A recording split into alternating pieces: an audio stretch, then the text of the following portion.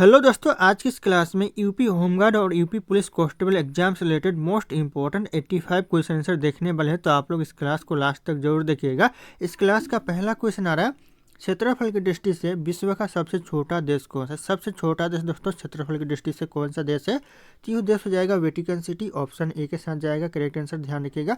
कई बार यह question exam में पूछा गया है और आप लोगों को इस क्लास में एक भी क्वेश्चन का सही से उत्तर पहले से पता होगा तो कमेंट करके जरूर बताइएगा।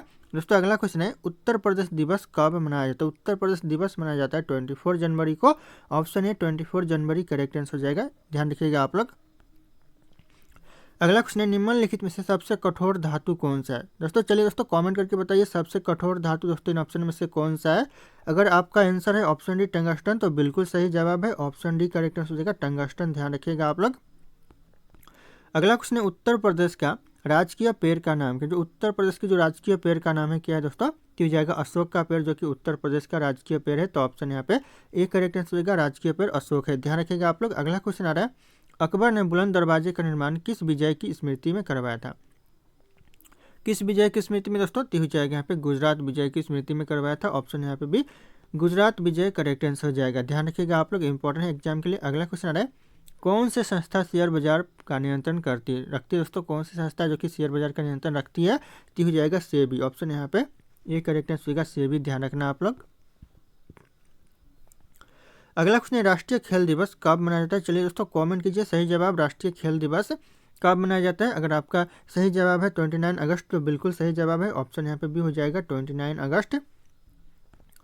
अगला क्वेश्चन है, भारतीय संसद का कौन सा सदन निम्न सदन कहलाता है? तो कौन सा सदन है जो कि निम्न सदन कहलाता है?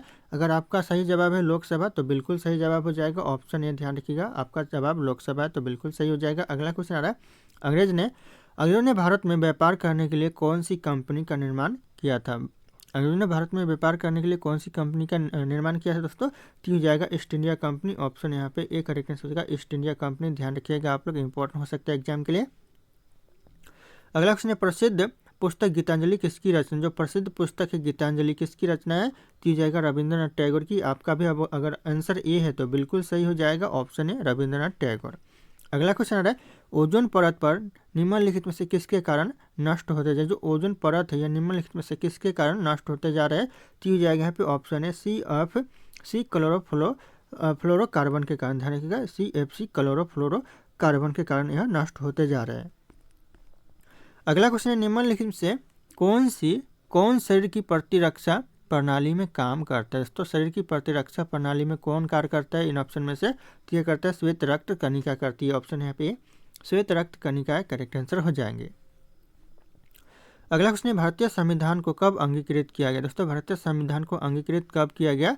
तो हो जाएगा ऑप्शन सी, ध्यान रखिएगा, ऑप्शन यहाँ पे सी हो जाएगा 29 नवंबर 1949। अगला क्वेश्चन है, अंधों को पढ़ने की लिपि को किस नाम से जाना जाता है? अंधों को जो पढ़ने की लिपि को जाना जाता है किस नाम से जाना जाता है? तो यह जाना जाता है ब्रेल लिपि के नाम से, ऑप्शन यहाँ पे भी ब्रेल लिपि करेक्ट आंसर हो जाएगा, ध्यान रखिएगा। कमेंट फास्ट दोस्तों अगर आप लोगों को सही आंसर पता होगा तो जल्दी से कमेंट कीजिएगा। अगला क्वेश्चन है, केंद्रीय मंत्रिपरिषद किसके प्रति उत्तरदायी होता है? तो ये उत्तरदायी होता है लोकसभा के प्रति, ऑप्शन यहाँ पे सी लोकसभा करेक्ट आंसर हो जाएगा, ध्यान रखिएगा आप लोग, इंपॉर्टेंट हो सकता है एग्जाम के लिए। अगला क्वेश्चन है, रज्मनामा फारसी में किसका अनुवाद था? जो रज्मनामा है ये फारसी में दोस्तों किसका अनुवाद था?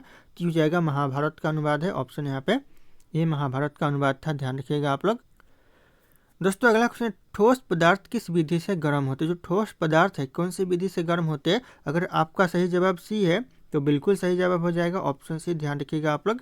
अगला क्वेश्चन है, डॉक्टर भीमराव अम्बेडकर ने संविधान का हृदय और आत्मा किसे कहा है? तो संविधान का हृदय और आत्मा कहा है दोस्तों संवैधानिक उपचार के अधिकार को, ध्यान रखिएगा, ऑप्शन यहाँ पे भी हो जाएगा संवैधानिक उपचार के अधिकार, ध्यान रखिएगा, कई बार क्वेश्चन एग्जाम में पूछा गया है।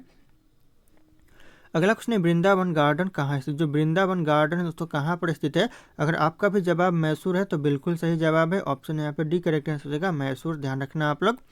अगला क्वेश्चन आ रहा है, कहार जाति द्वारा किए जाने वाले धुरिया नृत्य किस जिले में आयोजित किया जाता है? जो धुरिया नृत्य दोस्तों ये कौन से जिले में आयोजित किया जाता है? तो यह किया जाता है यूपी के बुल्देनखंड में, ऑप्शन यहाँ पे ए करेक्ट आंसर का यूपी के बुल्देनखंड, ध्यान रखिएगा आप लोग। अगला क्वेश्चन है, विश्व में गेहूं का सबसे बड़ा उत्पादक देश कौन सा है? विश्व में दोस्तों गेहूं का सबसे ज़्यादा उत्पादन कौन सा देश करता है?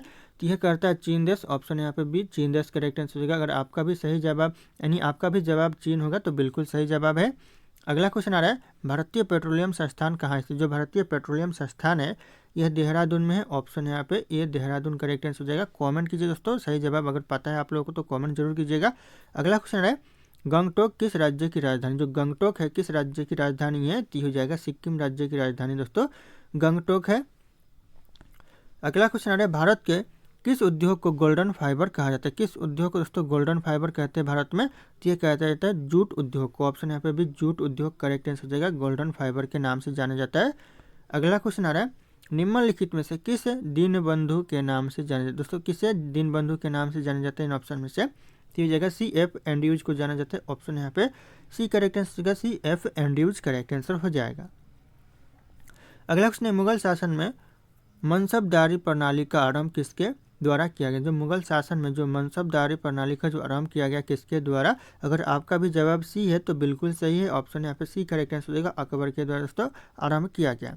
अगला क्वेश्चन आ रहा है, सूर्य और चंद्रमा के बीच पृथ्वी आ जाने से कौन सी घटना होती है? कौन सी घटना होती है दोस्तों सूर्य और पृथ्वी के बीच दोस्तों चंद्रमा आ जाने से? तो ये होता है चंद्र ग्रहण लगता है। ऑप्शन यहाँ पे ये चंद्र ग्रहण करेक्ट आंसर हो जाएगा। अगला क्वेश्चन आ रहा है, संयुक्त राज्य अमेरिका का मुद्रा क्या है? जो संयुक्त राज्य अमेरिका की जो मुद्रा है दोस्तों कौन सी मुद्रा है? तो ये जाएगा डॉलर। आपका भी अगर सही जवाब बी होगा तो बिल्कुल सही हो जाएगा। डॉलर करेक्ट आंसर हो जाएगा। अगला क्वेश्चन आ रहा है, मिश्रित खेती क्या कहलाती है? जो मिश्रित खेती है यह कहलाती है दोस्तों एक ही खेत में दो या फिर दो से अधिक फसलों को उत्पादन करना, यह मिश्रित खेती कहलाती है। तो ऑप्शन ए करेक्ट आंसर हो जाएगा। ध्यान रखिएगा आप लोग। अगला क्वेश्चन है, उत्तर प्रदेश में स्कूल ऑफ पेपर टेक्नोलॉजी निम्नलिखित में से कहाँ पर? जो उत्तर प्रदेश में जो स्कूल ऑफ पेपर टेक्नोलॉजी है यह हो जाएगा सहारनपुर में। ऑप्शन यहाँ पे सी सहारनपुर करेक्ट आंसर हो जाएगा। ध्यान रखिएगा आप लोग। अगला क्वेश्चन है, राष्ट्रीय मानव अधिकार आयोग के अध्यक्ष और अन्य सदस्यों की नियुक्ति किसके द्वारा की जाती है? जो राष्ट्रीय मानव अधिकार आयोग की जो अध्यक्ष और जो सदस्य होते हैं उसकी नियुक्ति किसके द्वारा की जाती है? तो यह कहते हैं राष्ट्रपति के द्वारा। अगर आपका भी जवाब ए था तो बिल्कुल सही हो जाएगा। ऑप्शन है राष्ट्रपति के द्वारा की जाती है नियुक्ति। अगला क्वेश्चन है, संविधान के किस अनुच्छेद के तहत जीएसटी परिषद में गठन का प्रावधान किया गया? किस अनुच्छेद के तहत दोस्तों जीएसटी परिषद में दोस्तों गठन का प्रावधान किया गया है? ये जाएगा अनुच्छेद 279 ए के तहत। जो आर्टिकल 279 ए करेक्ट आंसर हो जाएगा। ध्यान रखिएगा आप लोग। अगला क्वेश्चन आ रहा है, वर्ष 2015 में भारत और किस देश के बीच मध्य भूमि समझौता संपन्न हुआ? दोस्तों क्वेश्चन इंपॉर्टेंट है। 2015 में किस दोस्तों भारत और किस देश के साथ दोस्तों यानी किस देश के बीच मध्य भूमि समझौता संपन्न हुआ? तो हो जाएगा भारत और बांग्लादेश के बीच। ऑप्शन यहाँ पे डी करेक्ट आंसर हो जाएगा। भारत और बांग्लादेश करेक्ट आंसर हो जाएगा। ध्यान रखिएगा आप लोग। दोस्तों अगला क्वेश्चन है, सदाबहार वर्षा वन कहाँ पाए जाते हैं? सदाबहार वर्षा वन ही कहाँ पाए जाते हैं दोस्तों? तो यह पाए जाते हैं ब्राजील में। ऑप्शन यहाँ पे बी ब्राजील करेक्ट आंसर हो जाएगा। ध्यान रखिएगा, इंपॉर्टेंट हो सकता है आप लोगों के लिए। अगला क्वेश्चन आ रहा है, हिंदी को राजकीय भाषा कब घोषित किया गया? दोस्तों सही आंसर आप लोग कमेंट कीजिए। दोस्तों राज्य जो हिंदी को राजकीय भाषा घोषित किया गया कब किया गया?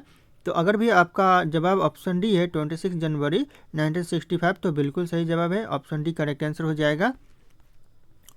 अगला क्वेश्चन दोस्तों, फिजेंट और मुनाल जैसी पक्षी किस प्रकार के वन में पाए? जो फिजेंट और मुनाल जैसी जो पक्षी है यह पाए जाते हैं शीतोष्ण पर्णपाती वन में। ध्यान रखिएगा ऑप्शन डी हो जाएगा। शीतोष्ण पर्णपाती वन करेक्ट आंसर हो जाएगा। Option D. अगला क्वेश्चन है, सिनकोना के वृक्ष किस वन में पाए जाते? जो सिनकोना के वृक्ष है ये कौन से वन में पाए जाते? तो यह पाए जाते हैं विषुवतीय वन में। ऑप्शन यहाँ पे ए करेक्ट आंसर होगा विषुवतीय वन। ध्यान रखिएगा आप लोग। अगला क्वेश्चन है, भूमध्य रेखा के निकट किस तरह के वन पाए जाते हैं? यहाँ पे वन होगा दोस्तों। किस तरह के वन पाए जाते हैं भूमध्य रेखा के निकट? तो यह पाए जाते हैं उष्णकटिबंधीय वन। ऑप्शन यहाँ पे बी करेक्ट आंसर होगा उष्णकटिबंधीय वन। ध्यान रखिएगा आप लोग। अगला क्वेश्चन आ रहा है, ऑस्ट्रेलिया के घास स्थल को दिया गया भौगोलिक नाम के? जो ऑस्ट्रेलिया के जो घास स्थल को दिया गया जो भौगोलिक नाम है ये हो जाएगा downs. Option A downs correct answer हो जाएगा। ध्यान रखिएगा, कई बार यह क्वेश्चन एग्जाम में पूछा गया है। अगला क्वेश्चन है, कौन सा प्राकृतिक प्रदेश विकसित प्रदेश के नाम से जाना जाता है? क्वेश्चन इंपॉर्टेंट है। ऐसा कौन सा प्राकृतिक प्रदेश है जो कि विकसित प्रदेश के नाम से जाना जाता है? तो हो जाएगा भूमध्य सागरीय। ध्यान रखिएगा, जो कि प्रदेश है जो कि विकसित प्रदेश के भी नाम से जाना जाता है। तो ध्यान रखना आप लोग। अगला क्वेश्चन आ रहा है, किस प्राकृतिक प्रदेश में शीतकालीन वर्षा होती है दोस्तों, किस प्राकृतिक प्रदेश में शीतकालीन वर्षा होती है, तो हो जाएगा भूमध्य सागरीय में दोस्तों प्राकृतिक प्रदेश, ध्यान रखिएगा शीतकालीन वर्षा होती है, ऑप्शन बी करेक्ट आंसर हो जाएगा। अगला क्वेश्चन दोस्तों, संस्कृत में सर्वाधिक प्रभावित द्रविड़ भाषा कौन सी, जो संस्कृत में सर्वाधिक सबसे ज़्यादा प्रभावित द्रविड़ भाषा है, ये हो जाएगा करेक्ट आंसर, ऑप्शन यहाँ पे बी हो जाएगा तेलुगु, ध्यान रखिएगा आप लोग। अगला क्वेश्चन है, भाषा के संबंध में हिंदी शब्द का प्रयोग सर्वप्रथम किसने किया था, भाषा के संबंध में जो हिंदी शब्द का सबसे पहले प्रयोग किया था, यह किया था अमीर खुसरो ने, ऑप्शन ए अमीर खुसरो करेक्ट आंसर हो जाएगा। क्वेश्चन मोस्ट इंपॉर्टेंट है, ध्यान रखिएगा आप लोग। अगला क्वेश्चन है, गोवा की स्वीकृत भाषा कौन सी, गोवा की जो स्वीकृत भाषा है कौन सी भाषा है दोस्तों, यह कोंकणी भाषा है, ऑप्शन ए कोंकणी भाषा करेक्ट आंसर हो जाएगा, गोवा की स्वीकृत भाषा है। अगला क्वेश्चन आ रहा है, देश के लगभग कितने प्रतिशत भूभाग से दूरदर्शन की प्रसारण सुविधाओं का विस्तार है, कितने भाग में दोस्तों, ये जाएगा 82% भाग में, ऑप्शन यहाँ पे सी 82% भाग में दोस्तों भू भाग में दोस्तों दूरदर्शन की प्रसारण सुविधाओं का विस्तार है, तो ध्यान रखिएगा आप लोग। अगला क्वेश्चन, दूरदर्शन से रंगीन कार्यक्रमों की शुरुआत कब हुई, दूरदर्शन से रंगीन कार्यक्रमों की जो शुरुआत हुई दोस्तों 1982 से हुई, ऑप्शन यहाँ पे सी 1982 करेक्ट आंसर हो जाएगा। सही आंसर आप लोगों को पता होगा तो कमेंट जरूर कीजिएगा दोस्तों। अगला क्वेश्चन है, दूरदर्शन का दैनिक राष्ट्रीय कार्यक्रम किस वर्ष आरंभ हुआ, जो दूरदर्शन का जो दैनिक राष्ट्रीय कार्यक्रम है यह 1972 में आरंभ हुआ, ऑप्शन यहाँ पे भी 1972 करेक्ट आंसर हो जाएगा। अगला क्वेश्चन आ रहा है, भारत का सबसे ऊंचा टीवी टावर कहाँ पर स्थित, जो सबसे ऊंचा टीवी टावर है भारत का कहाँ स्थित है, तो स्थित है दोस्तों फाजिल्का में, ऑप्शन यहाँ पे डी फाजिल्का करेक्ट आंसर हो जाएगा, सबसे ऊंचा टीवी टावर स्थित है। अगला क्वेश्चन आ रहा है, पहली डाक टिकट कहाँ जारी की गई थी, जो पहली डाक टिकट है जारी किया गया था कराची में, ऑप्शन यहाँ पे भी कराची करेक्ट आंसर हो जाएगा, ध्यान रखिएगा आप लोग। अगला क्वेश्चन आ रहा है, डाक विभाग की स्थापना कब हुई थी, डाक विभाग की जो स्थापना हुई थी 1854 में, ऑप्शन ए 1854 करेक्ट आंसर हो जाएगा, डाक विभाग की स्थापना हुई थी। अगला क्वेश्चन आ रहा है, कोरियर सेवा से प्रतिस्पर्धा के लिए भारतीय डाक विभाग ने द्रुत डाक सेवा का आरंभ कब किया, जो द्रुत डाक सेवा का जो आरंभ किया कब किया दोस्तों, तो हो जाएगा 1986 में, ऑप्शन यहाँ पे डी 1986 करेक्ट आंसर हो जाएगा। अगला क्वेश्चन आ रहा है, सबसे अधिक डाकघर किस देश में, सबसे ज़्यादा जो डाकघर है कौन से देश में है, ये हो जाएगा भारत में है, ऑप्शन यहाँ पे ए भारत करेक्ट आंसर हो जाएगा। अगला क्वेश्चन, भारत में पहली एसटीडी सेवा की किन दो स्थानों के मध्य शुरू, जो पहली जो एसटीडी सेवा है दोस्तों ये कौन से दो स्थानों के बीच शुरू हुई, तो जाएगा लखनऊ से कानपुर के मध्य शुरू हुई, तो ऑप्शन यहाँ पे सी लखनऊ से कानपुर करेक्ट आंसर हो जाएगा। अगला क्वेश्चन, कार्य का मात्रक क्या है, जो कार्य का मात्रक क्या होता है दोस्तों, तो जाएगा जूल होता है, ऑप्शन यहाँ पे ये जूल करेक्ट आंसर हो जाएगा, ध्यान रखिएगा यहाँ पे जल लिखा है लेकिन ये जूल होगा दोस्तों, तो ध्यान रखिएगा आप लोग। अगला क्वेश्चन आ रहा है, दूरी की इकाई निम्नलिखित में से कौन सी, दूरी की जो इकाई है दोस्तों ऑप्शन में से कौन सी है, तो हो जाएगा प्रकाश वर्ष, ऑप्शन बी प्रकाश वर्ष करेक्ट आंसर हो जाएगा। यह क्वेश्चन एग्जाम में रिपीट होते रहते हैं। अगला क्वेश्चन है, भौतिक मात्रा ज्योति की इकाई क्या, जो भौतिक मात्रा ज्योति की जो इकाई है क्या दोस्तों, तो हो जाएगा लक्स, ऑप्शन यहाँ पे सी लक्स करेक्ट आंसर हो जाएगा। अगला क्वेश्चन आ रहा है, विद्युत मात्रा की इकाई क्या है, विद्युत मात्रा की जो इकाई है दोस्तों क्या है, क्या करेक्ट आंसर होगा एम्पियर है, ऑप्शन यहाँ पे ए एम्पियर करेक्ट आंसर होगा, जो कि विद्युत मात्रा की इकाई है। अगला क्वेश्चन है, विद्युत आवेश की इकाई क्या है दोस्तों, विद्युत आवेश की जो एसआई इकाई दोस्तों क्या है, तो हो जाएगा कूलाम है, ऑप्शन यहाँ पे सी कूलाम करेक्ट आंसर हो जाएगा। अगला क्वेश्चन है, रॉकेट किस सिद्धांत पर कार्य करता है, जो रॉकेट है किस सिद्धांत पर कार्य करता है, तो हो जाएगा न्यूटन का तृतीय नियम के तहत कार्य करता है, ऑप्शन यहाँ पे ए करेक्ट आंसर होगा, न्यूटन के तीसरे नियम के तहत कार्य करता है। अगला क्वेश्चन आ रहा है, बल की परिभाषा आती है न्यूटन के किस नियम के साथ, कौन से नियम के साथ दोस्तों बल की परिभाषा आती है, तो ये आती है न्यूटन के पहले नियम के साथ, ऑप्शन ए हो जाएगा गति के पहले नियम के साथ, ध्यान रखिएगा आप लोग, इंपॉर्टेंट हो सकता है एग्जाम के लिए। अगला क्वेश्चन है, सूर्य की ऊर्जा उत्पन्न होती है किसके द्वारा दोस्तों, सूर्य की ऊर्जा उत्पन्न होती है, तो होती है नाभिकीय संलयन के द्वारा, ऑप्शन यहाँ पे भी नाभिकीय संलयन करेक्ट आंसर हो जाएगा, ध्यान रखिएगा आप लोग, इंपॉर्टेंट हो सकता है एग्जाम के लिए।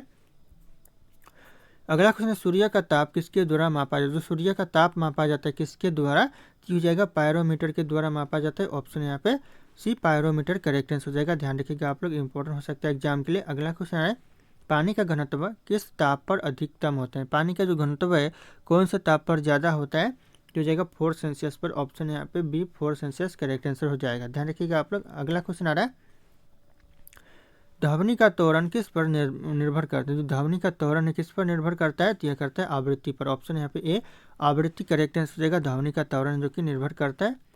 अगला क्वेश्चन है 10+2+3 शिक्षा पद्धति कब लागू की गई? दोस्तों इंपॉर्टेंट क्वेश्चन 10+2+ जो शिक्षा 10+2+3+ जो शिक्षा पद्धति है ये लागू किया गया राष्ट्रीय शिक्षा नीति 1986 के तहत। ऑप्शन ए करेक्ट आंसर राष्ट्रीय शिक्षा नीति 1986।